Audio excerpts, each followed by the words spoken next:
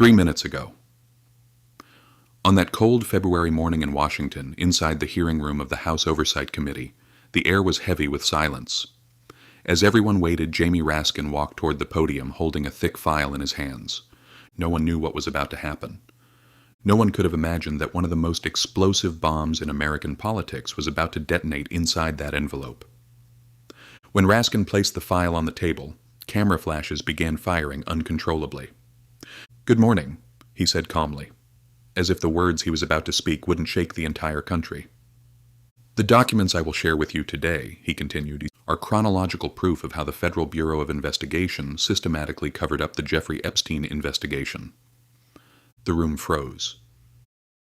The mysterious USB drive and 2,300 pages of truth. Raskin continued. "Last week an envelope was slipped under the door of my office. Inside it was a USB flash drive. The individual who left it was never identified and disappeared without a trace. When I saw what was on it, believe me, I realized one of the darkest secrets of this country had been exposed." 2,300 pages.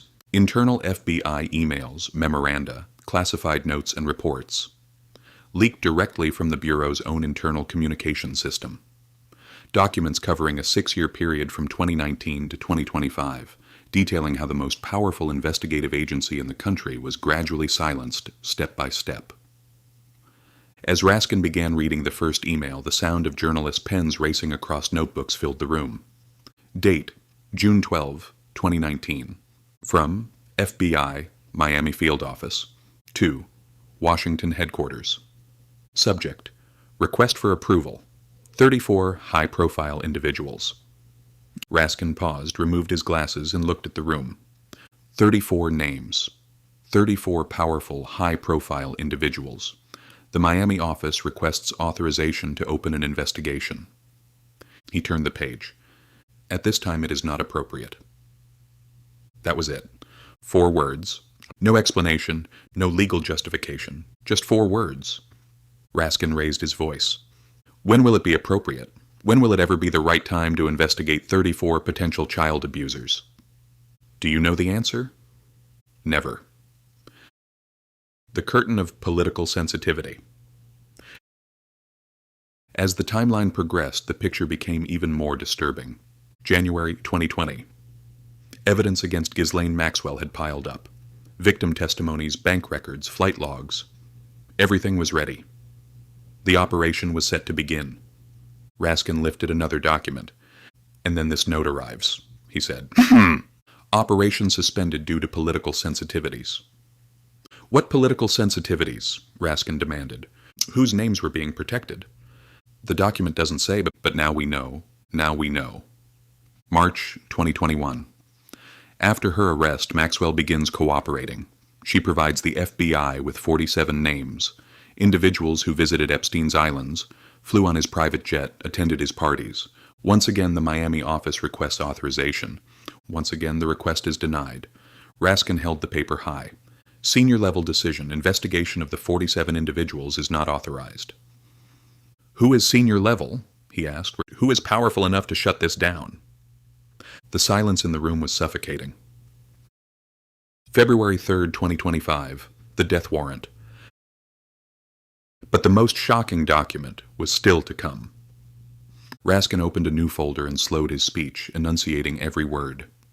February 3, 2025. Just 2 weeks after assuming office, FBI Director Kash Patel signs a new directive. He turned the page. All active Epstein files are to be transferred to headquarters. Field offices may not proceed without authorization. Witness interviews are suspended. All operational decisions will be made in Washington. Raskin looked up. "And do you know what happened after this directive was signed?" FBI activity related to the Epstein investigation dropped by 94%. 94%! The investigation was effectively killed. Then came the bombshell. "And do you know when Director Patel signed this directive?" "Just 2 hours after attending a meeting at the White House." 2 hours. "What was discussed in that meeting? Who gave the order?" Raskin slammed the table. "We asked Patel's attorneys about the contents of that meeting. Do you know what they said?" "They invoked the Fifth Amendment." The FBI director refuses to explain actions taken after a White House meeting because speaking would incriminate himself. The 47 names and the codes. Raskin threw another file onto the table, pages spilling onto the floor. Here it is, a list created in 2021. Individuals not to be investigated. And next to each name, a code. He walked to the board and wrote, Code A. Political sensitivity, 12 individuals. Code B. Diplomatic relations, 8 individuals. Code C. National security, 15 individuals. Code D. Executive branch protection, 12 individuals. Do you see Code D? He shouted. Executive branch protection.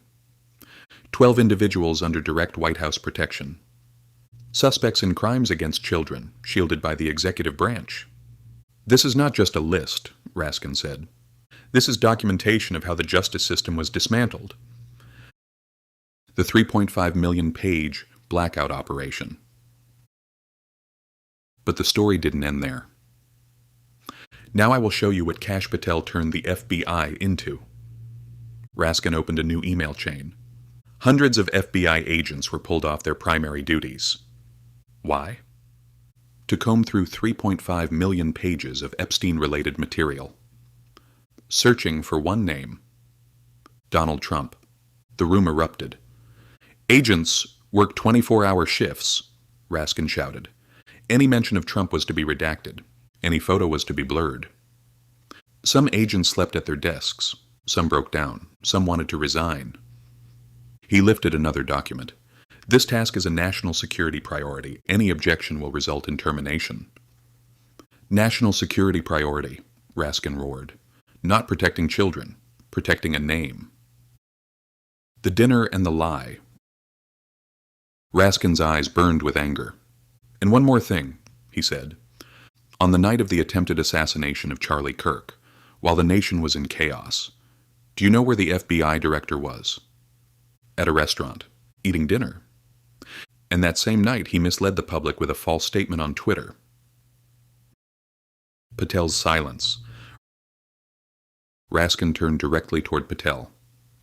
Director Patel, he said, what do you say to these documents? Patel whispered with his lawyers.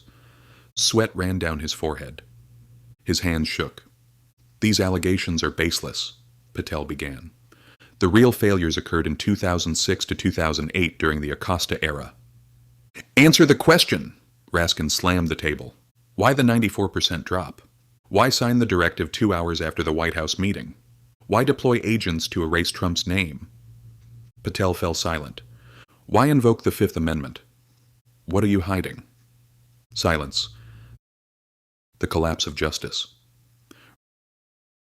Raskin addressed the room. These documents show one thing clearly. The justice system has collapsed. The FBI no longer protects the public. It protects the powerful. 47 individuals shielded, 12 under executive branch protection. He lifted the 2,300 pages. These documents are a legacy for history. Future generations will ask, where were you in 2025? Did you stay silent, or did you stand up? The mystery of the leak. When the hearing ended, one question remained. Who left the USB drive? An FBI insider? A conscience-stricken agent? Or part of something bigger? No cameras, no witnesses, no trace. But Raskin was firm. These documents are real. They came from the FBI's own systems, and we will prove their authenticity. Final question. Now all eyes are on the Department of Justice. Who are the 47 names? Who are the 12 under Code D? What happened in that White House meeting? And most importantly, will there ever be justice in the Epstein case? The documents are real. The evidence is public. The answers remain in the dark. But one thing is certain. Nothing will ever be the same again. Pandora's box has been opened, and there is no turning back.